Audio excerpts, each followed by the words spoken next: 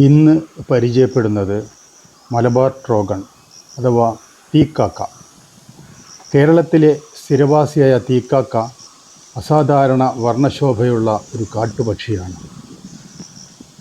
ഹെർപാക്ടസ് ഫാസിയേറ്റസ് എന്നതാണ് ശാസ്ത്രീയ നാമം. ഇന്ത്യയിലും ശ്രീലങ്കയിലുമാണ് തീക്കാക്കയുടെ ആവാസ കേന്ദ്രങ്ങൾ. ഹെർപാക്ടസ് ഫാസിയേറ്റസ് മലബാറിക്കസ് എന്ന ഉപജാതിയാണ് കേരളത്തിലുള്ളത്. പശ്ചിമഘട്ട നിരകളിലെ നിത്യഹരിത വനങ്ങളിലും അർദ്ധനിത്യഹരിത വനങ്ങളിലും ചോലക്കാടുകളിലും പൂർവ്വഘട്ടത്തിലെ ചിലയിടങ്ങളിലും ഗുജറാത്ത്, ബീഹാർ എന്നിവിടങ്ങളിലുമാണ് തീക്കാക്കയുടെ പ്രധാന ആവാസ കേന്ദ്രങ്ങൾ.